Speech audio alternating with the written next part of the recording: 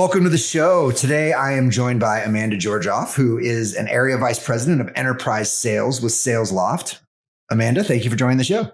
Josh, thanks so much for having me. Yeah, I'm really excited to talk to you. You know, I think Salesloft is one of those brands that's fairly recognizable in the sales tech and MarTech landscape. But, we talk about enterprise sales a bit on this show. And when we were talking a little bit pre-show, it sounds like enterprise wasn't just a natural thing for Salesloft. I don't know if it is for any company. There's nothing natural or organic about enterprise selling, right? It's no. I mean, I joined Salesloft a little over 4 years ago, and I was 5 months pregnant at the time, and with my daughter, and I was one of a handful of our first enterprise sellers. And what I've really learned in the last 4 years, I mean, we grew up like so many SaaS companies. We grew up in the commercial or SMB space, and we continue to be wildly successful there. But, maybe 5 years ago, we dipped our toe in the water selling up market. And what I've really learned in my last 4 years here, as I've watched us grow exponentially in the enterprise space, is just how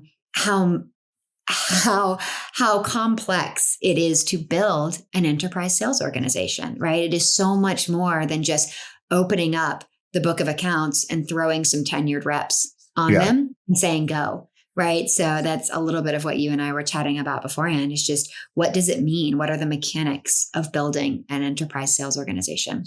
Well, let's get into that, because it's funny you say that, go up market, because I feel like all these SaaS companies, they get these big rounds of investment, right? Yeah. And Salesloft is no different. You've had plenty of rounds of investment over the years. Yeah. And all of a sudden, someone in leadership says, all right, it's time for us to go up market. We need to go sell into the enterprise. Yeah. And then, okay, great. What does that mean exactly? So I think that's a super interesting topic, and just to talk about what selling in the enterprise means and what that means to the business. And you made the comment, that doesn't mean just going and hiring a bunch of experienced enterprise salespeople. So let's dive into that a little bit. What are some of the things that you found that it actually means to go up market and sell into the enterprise? There's a few things that I've watched us do successfully over the last 4 years that I've been here, as we've become such an established player in the enterprise space, right? And it did, by the way, it did start with just hiring some tenured reps. So that's a piece of the puzzle. All right. That's fair. Yeah, that was the first step, right? Yeah. But what I've realized across the last 4 years is just how much more has gone into it. Because if I think about it, the profile of seller that you're looking for is pretty specific, and in some ways kind of a unicorn, right? Like, you're looking for someone who has experience and has sold in the enterprise before, but someone also who's very much a builder and can operate in shades of gray. Like, when I started at our organization, we didn't have in-house corporate counsel. We have a much bigger legal team now. But one of the things, but like, we had, outside counsel, we just had contract attorneys that were doing, contract reviews for us. And so we've since obviously brought that in-house. We have an incredible legal team now, but that's just one example of something that in different areas of the business that are impacted, which is why it's important to hire a profile of enterprise seller who is comfortable flexing and being creative and working, kind of working with an organization that is still being formulated, right? So the rep profile that you hire is going to be really important, because you need someone who you can't bring enterprise sellers into an organization like ours 4 years ago who need a lot of structure and need a lot of cross-functional partners, because we didn't have that back then. But that's what we've built out over these last 4 years. We had to think differently about the type of rep that we hired. We had to think about how to funnel feedback about the product, right? So your product has to evolve in a very specific way to meet the demands of enterprise companies. The way we think about our brand and marketing and events, that's all really different in the enterprise. The way you and I met was through the build out of our channel and partners function, right? I mean, we have a long history because we have an open API and close to 100 tech partners, right? The integration partners. But one of the things we've been doing in the last year or so is building out a really strong bench of solutions partners, right? So co-selling, partner selling, collaborating with partners, like that's a really new muscle for our organization. I mentioned, finance, deal structure, deal desk, right? Like in our commercial organization, was not very many different permutations of a contract, right? Sure. And up market in the enterprise, it feels like every contract we do is bespoke and custom for those organizations. So there's just every bit of the organization is impacted by that move in the enterprise. And that's one of the things I've certainly learned from our CRO, Steve Goldberg, is just the strongest enterprise sales organization is one that is surrounded by an internal group of resources, right? The best post-sales support. We acquired our largest consulting partner in Stereo a year ago and brought all of them in-house to bring all of that implementation and post-sale work. So there's just, it's by agreeing to say we're going to go up market, we're going to go into the enterprise, it just has such huge and lasting impacts on every part of your organization. It's really hard and really fun.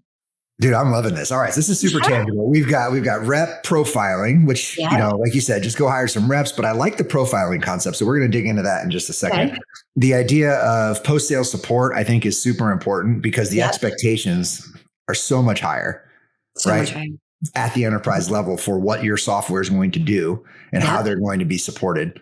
Yep. I have a story about that. By the way, ties to really great discovery and coaching through the sales process to make sure that you clearly understand those expectations and you're setting your customer up for success post-sale. Got it. I love that. So we got profiling, we've got onboarding and support. Mm-hmm. I like the idea of partnership and enablement. Those could kind of be looked at as similar things, but as somewhat different as well. And then even the idea of legal being different, that is fascinating to me, right? Like, we've been a small company forever and we were recently acquired. So we're a little bit bigger, but you're kind of cowboying it on the legal side. Like, as long as the main things are good, sure. If that sounds great to me.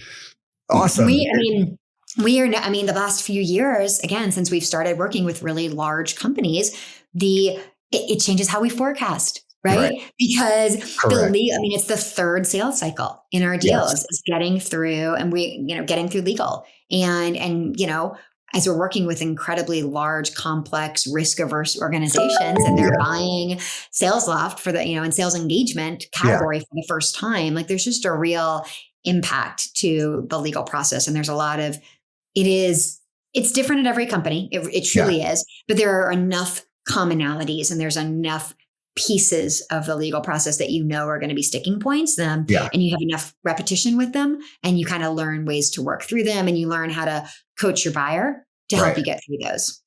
I will never forget the first deal I did with Pfizer. And we go through the business user, we get aligned on all the terms, what the project is going to be and all this. And then they hand me over to this procurement person. And I said, all right, great. Well, I'll send you a copy of our master service agreement and we can start to go back and forth on that. And the guy paused for maybe 10 seconds and he just started laughing at me. Yeah. And, this was one of my first big enterprise deals, probably five years ago or so. And I'm like, what's so funny? He goes, I'm not looking at your paper. That's right. And that's exactly right, Josh. I'm like, oh, okay. Well, what do we do? He's like, I'll send you mine. It better not have a lot of red lines because we're not going to accept many of them. So go ahead and take a look and we'll see. And you can come back to me. And he goes, just so you know. Super standard. He goes, and just so you know, even if you make no red lines, this is still going to take 6 months. Yeah. And I'm like, what? That's right. Like, what are you talking about? And it wasn't even that big of a deal. And here's the thing. It is when you are building out an enterprise sales organization, that you can know that as a rep, but you also have to coach the rest of your organization on that. It's my responsibility. It's our leadership team responsibility first to understand what that paper process is and to understand up front how to set expectations for how long that process is going to be, enabling your buyer to help sort of shepherd you through that process, but also setting expectations with our legal team and our finance team around what do we expect this really big company to come back with and what timeline is reasonable? Because while 6 months might just be it, we may just be doing this for 6 months. Or what's the most expedited version of this look like? It still might be 6 weeks. Right. And again, that's how which is so different than, smaller companies where things are more transactional, right? It is, it's just really important to understand that process, document it, and then take it back to the rest of your organization so that you can coach your colleagues around these are again, these are the hills we're going to need to die on. Like these are the sticking, like we're not going to be able to negotiate every piece of this. We need to figure out the ones that are most critical, so that we can start working towards some sort of mutual agreement here. Yeah, totally. And it's interesting you say just like finding those hills to die on. So when we were a smaller company, our hill to die on was cash flow. Like we prioritize cash flow over everything. Yeah. So if we could get people to agree to our payment terms, we would almost acquiesce on everything else. Yeah. We wouldn't obviously say that, but it was just like, we would really think about the maneuvering and base it around cash flow. It's not as big a deal now as we've grown and, we're working with lots of enterprise companies and this and that, but those were tough battles because they don't want to pay net 30 up front. No, they're just like, go screw yourself. Or it's going to be net 90 in arrears. Exactly. No. I mean, that's why going up market and entering the enterprise is such a collaborative, organization-wide initiative, right? Because again, it has implications for product. It has implications for your post-sales organization, for CS and implementations. It has implications for finance. It has implications for your legal team, for your sales organization, for HR and recruiting. Like there's no part of our organization that hasn't been transformed by our growth in the enterprise. And it's been just really exciting. It's really special to have been here in like such the early days and have been part of this build out. Very cool. Well, can we talk about the profiling a little bit? Because one of the concepts I love on this show, we always talk about in the market, product market fit. And I always like to talk about the concept of seller fit. So I can't remember how I describe it, but like as a seller, you need to have some self-awareness of what your strengths are and where you want to go and where you're going to be successful, right? You need to find the right fit for you. So even that concept that you outlined of, if you are early stage going into the enterprise, like Salesloft was 4 years ago, and you're looking for an enterprise seller, you need a little bit of a cowboy, right? Like someone who doesn't need a lot of process, can play, in the gray a little bit, is a little bit of a self-starter. Whereas if you go get someone who's been at, selling at Oracle for a decade and everything is structured and built out, they're probably not going to be successful in that, right? Like all these different nuances of the sales motion. Going someone who was in SMB before, maybe not, all these different things. So how did you profile? Like, how did you think about identifying someone who could fit that profile for you at that time? Yeah. I mean, it's really, in my experience, it was really about being very transparent in the interview process, right? Like we needed people who could come in to our organization and had just a lot of grit. People who are comfortable being responsible for pipeline building on their own. Like we were in the early days, like we didn't have the presence and the brand awareness that we do now. And so we were doing a lot of educating and a lot of evangelizing. And I also needed someone who could come in and sort of see a need and fill a need, right? So someone who could come in and realize that like, we don't have a fully built out 100-person marketing organization, right? And you have an SDR, but your SDR is shared with multiple other AEs. Right. And, we don't have a totally built out lead gen operation or partner sales, right? Like we really needed folks who could come in and I talked all the time in interviews about examples of times where they've built out something from scratch at an organization, right? Like, because that's what we've been doing. The people who've been really successful here are ones who've been able to come in and build alongside with us and be flexible, willing to roll up their sleeves, doers. Like I want people, I don't want someone who's going to come into our organization and just like think about a problem, right? Like Goldberg, our CRO, says all the time, like, we're not going to admire a problem. Like, we're not going to just sit around, admire it, think about it, smile at it. Like, we need doers. We need people who can come in and take action.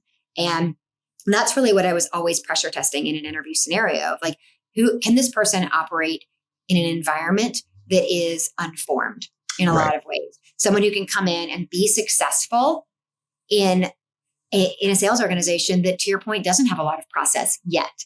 Now we do. We're much, again, we're much more mature. No, I get it. But in the early days, I did need someone who could come in and, like we don't we don't have like a discovery call sign-off process that's like super built out and takes a month to do. Like week one, why don't you just go ahead and get on the phone? Right. So yeah, and again, like that profile has evolved over time, but you just need someone who was pretty flexible. Right. And what hasn't changed, I think, in the last 4 years is, I always prioritize hiring for a growth mindset versus a fixed mindset. Right. Someone who is comfortable learning new things, who admits what they don't know, who, is, willing to lean in and take criticism and admit failure. Like all of those really coachable aspects, those are important in any stage of your growth. So I have like that. We have much more process now. We have we have a lot, I mentioned we're rolling out MedPick. We have a much more formalized onboarding program. Like there's so many things about our enterprise mission that have grown up. But that growth mindset element hasn't changed. That's still a really important characteristic because again, like we're, now we're chasing the next milestone. Exactly right. Well, a couple questions on that. So one is did you find a place like that you could look for people like that? Because that's always the hard part, right? Like say you identify the characteristics, then where do you go to find them? Right. That's not just a well of people.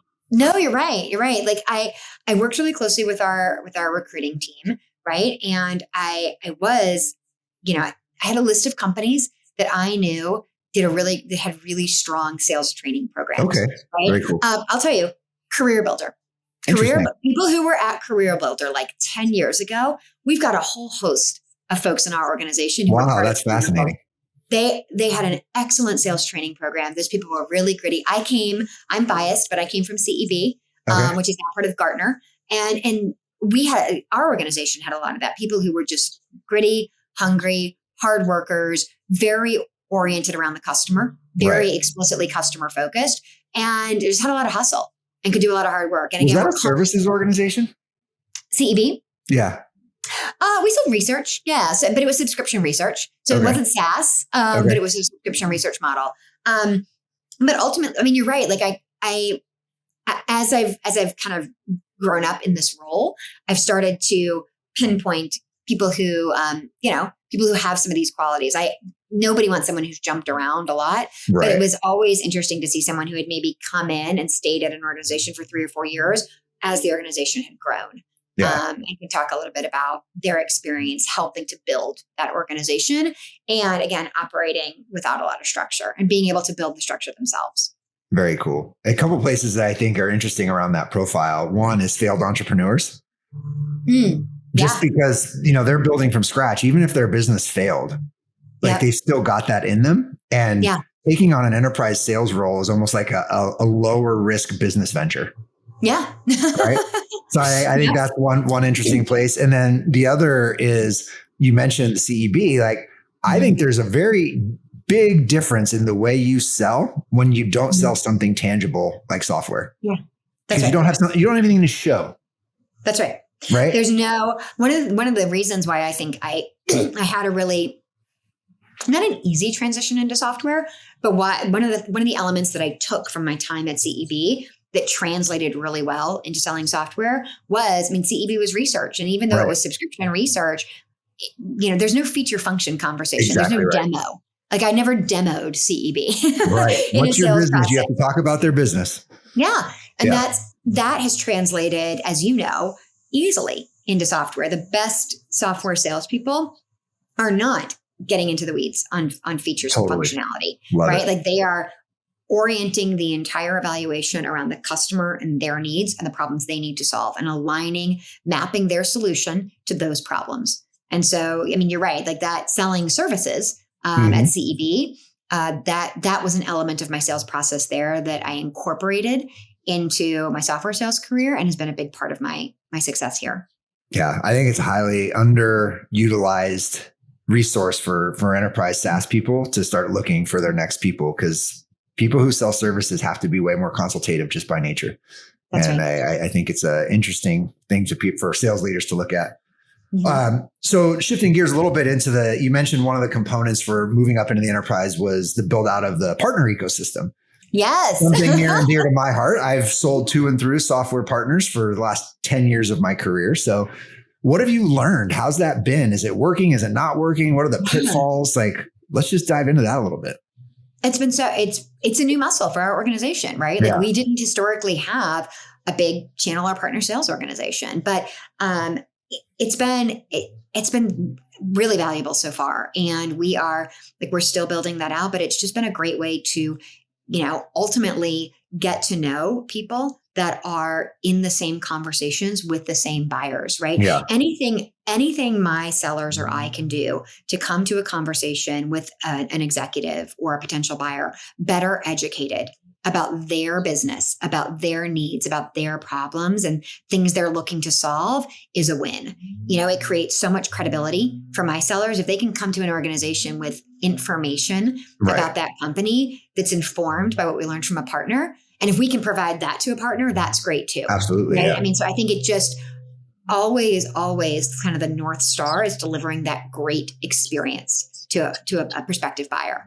And the way that partners help us achieve that, again, most of the partner organizations we're working with are in the same conversations with the same companies, with the same buyers. And, we don't want our buyers to feel exhausted by another conversation with another potential partner. So again, if you and I can work together, sync up, we're targeting some of the similar, some of the same companies, same buyers in those companies. And if we're able to share information with one another and better inform each of our individual hypotheses about how we'll be able to, to better serve this customer, I think that's what's been so valuable. Right. And it just all goes back to making a better experience for our buyer, like making the buyer ultimately believe, I want to work with Salesloft. I want to work with Shift, right? Like whoever, that's how we want our buyers to feel, to want to take our call and to trust that if they talk to us, it's going to be a valuable, productive conversation. They're not repeating themselves. And so that's, working with partners has helped us deliver that experience. Great. So those are all the good things, right? And obviously it's a new muscle. What are the bumps? Like, what are the things you run into? Like, hey, someone who's thinking about building out a service partner organization, where are the friction? What are the things you run into that you just never even thought of? I mean, there's change management around it, like there is with anything. And so with my AE team, it's making sure that my AEs, first of all, aren't going to partners and just asking for introductions. Oh, introduce me to this person, introduce me to that person.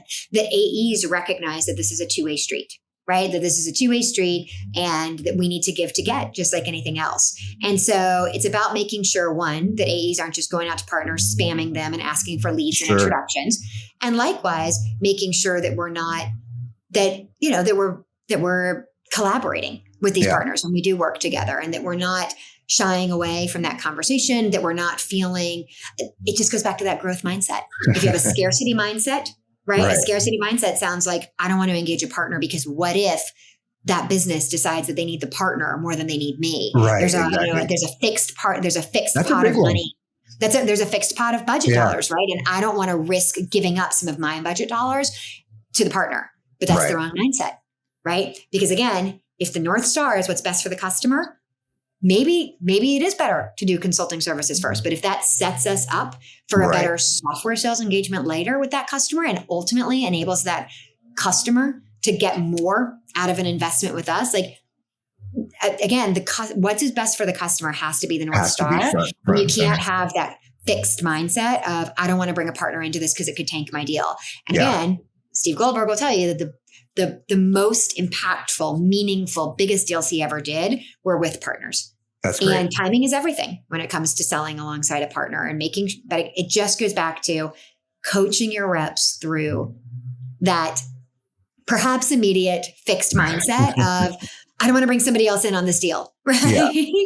And that's just, that's just, a newer muscle for some folks. That leadership's really important though. Like someone who's been there and can point to the fact that they've done XYZ deal. And here are the reasons why I did it. And some of those reasons, I'm not saying all of those reasons, but there were very tangible reasons that the partner was a part of that. Right. Okay. So if you can continually reinforce those things with the team, like you said, maybe it comes down to you from Steve and you're able to like really evangelize it. Like that's amazing. I think that's so important. It doesn't happen enough.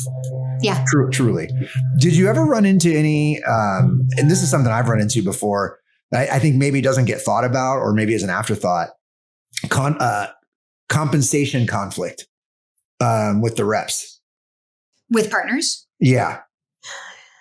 Yeah, it is tricky. It is nuanced, right? I mean, you have to make sure that when you're, and I wasn't personally responsible for building out our partners team here, but I know that's something we think a lot about. It's something that Steve thinks a lot about is, again, eliminating friction, making it easy for reps to bring partners in on deals, thinking about ways that we can retire quota differently, and maybe it's not forever, right? Sure. But just to get things off the ground, to get those conversations started. So yes, there are absolutely incentive and compensation elements to that, quota retirement, commissions, et cetera. But it does also, comp isn't the only lever there. And you, as a leader, to your point, it's my responsibility. It's Steve, Amy, Michelle, our whole leadership team. It's our responsibility to coach our AEs on how to think about our relationship with partners and how to think about the potential benefits and the wins for our customer. And again, I always go back to this idea, like if you're just doing what's best for the customer, right? And you're like, and that is the North Star. That is the focus. Everything else tends to fall into place. Yeah. One of the things that so Amanda and I met for lunch a few weeks ago in Austin at a partner event. And one of the things that I took away from that conversation as it came to partnerships was the fact that the structure of how your team is compensated really fits in well with the partner ecosystem. And you have a very much a land and expand mindset within the group. So as a partner, the way I think about that is, okay, great. If we can land together, then where the partnership can really show value is by making that land very tangible. And what I mean by that is setting clear benchmarks for success. That's right. That as the partner, we need to be responsible for driving. Yeah. Implementation, change management, adoption, rollout, like all of those things, you're trusting us. Yeah. To make sure that we can deliver, track, and measure on those things, and then build that business case with you then to say, all right, now we need to tap into your benchmark data and say, what does the expand look like? Right. And that to me, when we went to lunch together, I think that's what got me excited is that opportunity is there. And I don't think enough companies think about that. It's so important because most software is land and expand, right? Particularly in the enterprise, particularly when you're building a new category like sales engagement, right? It is unused, and sales engagement is an adoption-driven ROI product. If your sellers aren't using it, it is damn near impossible to show ROI, right? And so that's why, with a land and expand motion, we need to make sure that post-sale, our customers are successful and they're seeing the benefits and they're seeing, they were meeting those expectations. And that's where you and I chatted a little bit about how our two organizations could work together to help drive that benefit for the customer, to make sure that we're setting out those benchmarks from the outset and then delivering on them post-sale so that it is so successful that we've earned the right, and not even the right to ask, but the customer will come to us and say, this thing is catching on like wildfire. I really want to add other parts of my organization. But that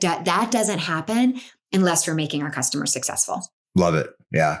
I'm always fascinated at how organizations build out their, ROI models or business cases. Mm-hmm. Typically, depending on what you do, you identify a few key levers that, make sense to the C-suite. What are some of those things that your best players have uncovered that are like, man, if I can impact these couple things, it gets them excited? Yeah. So for Salesloft, in our sales engagement category specifically, ultimately, the different facets of our platform will make your sellers more productive, whether you're using our cadences, whether you're using our, conversation intelligence, which is native to the platform, our deals, which is our pipeline management, our forecasting module.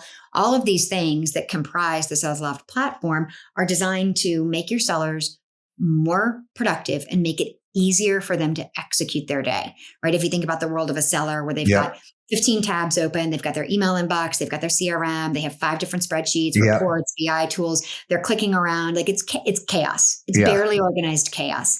And so our goal is to unwind all of that chaos and give sellers an easier environment in which to work. And if I think about that, the ROI that comes from that and the metrics that we look at are you able to create more opportunities, right? Like what we can't do at Salesloft is sign up for revenue attribution, right? Totally. Because here's the thing, like once you create that opportunity, right? Like once you create pipeline, right, and create that opportunity, there's still a lot of things that happen between that and a closed won deal. And the sales engagement platform can't necessarily impact all of those, right? Like there's a lot that, whether it's product market fit or how the rep runs the call, like there's a lot there. But I think what we tend to focus on is those leading indicators of success. And some of those leading indicators are, more meetings booked, more opportunities created, deal velocity, right? Like how quickly a deal closes. Like there's a few metrics like that. And then on the call coaching side, like, the amount of time that managers can spend coaching versus not. I mean, there's a few metrics there that we're starting to really dig in on. But again, like we're looking at if we're improving those top of sales funnel leading indicators and all else remains equal, but we improve the top of the funnel, the downstream impact should be there. And that's what we're tracking post sale. So you just, very innocently touched on something when you mentioned call recording, because that was an acquisition, right? And you see that happening. Okay, one of those decisions, we need to go up market. Oh, great. Our solution is not built for up market. How do we make it up market? We start acquiring things and plugging them in and this and that. So as it relates to the land and expand, go to market motion, what does expansion look like? Is it look like a base product and add in some of those additional things? Is it we start with a pilot team and then add it into other teams? Is it a combination of those? Like, how do you think about that? It's both for sure. Yeah. I mean, certainly, we all know that in order to have a successful expansion motion, you need to probably have more than one product to sell your customers, right? And tech stack consolidation is real. Like the sales tech stack is super, super big right now. And it's becoming really challenging for organizations, RevOps, IT, sales leadership to manage the multiple parts of their sales tech stack. So consolidation is really important to those organizations. And that's a problem that we solve. So expansion for us could look like selling different facets or components of our platform to existing customers. Or, for the really big companies that we're working with that have tens of thousands of sellers, sales engagement's a new category. They're not signing up for everybody all at once. It typically does start with, a group to go first, and whether that's a region or a business unit or something along those guys. It's important that it's statistically relevant, right? It needs to be, you need to have, if you're going to start with one group, you want to make sure it's a group that has the characteristics, early adopters, maybe more tech savvy than others. Then it usually rolls out to other roles within the repetition of the word roles. It expands to other roles within the organization, right? Whether that's, a customer success organization, a field sales organization, all the different sort of customer facing roles that exist within an organization. Very cool. Well, with the last couple of minutes here, what are you seeing? Because you mentioned, maybe a pilot would be with an inside sales team, and then you might try to expand into a field sales team. When COVID hit, inside sellers had the inside track on keeping their livelihood going, and field sales, fell off the face of the planet. People who manage their life around, on Tuesday, I go to Ohio, and on Thursday, I go to Michigan. I have my 3 meetings for the week, and then the rest of the week, I'm on the plane. Their life just got flipped upside down. What are you seeing now in the market with inside sales, field sales? What's the future look like?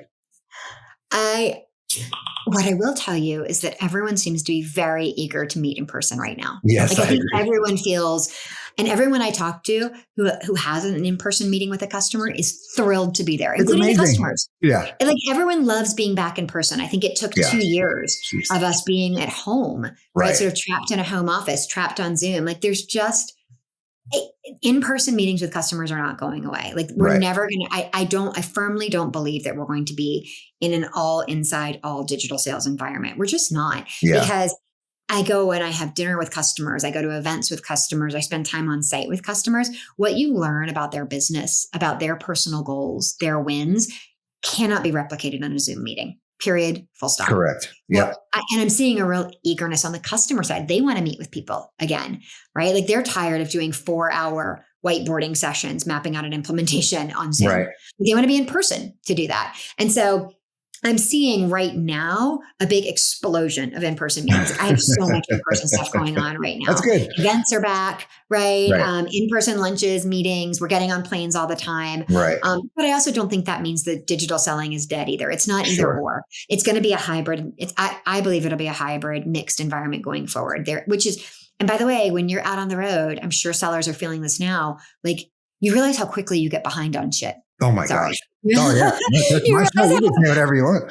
Like you just get really behind when you're in a meeting. Your inbox blows up. And in fact, it's where sales engagement technology, a platform like Salesloft, is really important. You're on that plane, you're flying home, you're using our technology to update your pipeline, to, take notes and review a call, to, track a couple of emails, run a few cadence steps. Like that platform in flight, literally on an airplane, becomes really valuable because you're just not in front of your computer all day the way we were for 2 years with COVID. I love the plug. Nicely done. way to wrap it in there very organically and naturally. That's perfect. That's all right. So if there's one thing you want everyone to take away about selling in the enterprise, what would that be? Oh my gosh.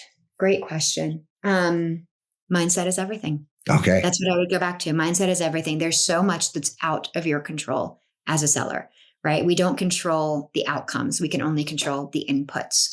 And enterprise sales is, it's a long process. It's an arduous process. You have to celebrate the small wins, but most importantly, you have to have the right attitude and the right mindset. It is all about the customer, and it's all about getting in there every day, putting in the work, incrementality, and then all of that great everyday, day after day work leads to the right outcomes. It really does. But it's a marathon. It's not a sprint. And you have to have resilience and you have to have a great attitude.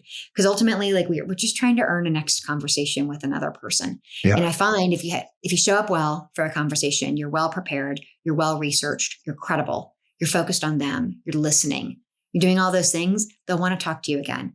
And along the way, you'll find a path toward working together. Very good. I love it. All right. So if you want to find out more from Salesloft, go to salesloft.com. Pretty easy.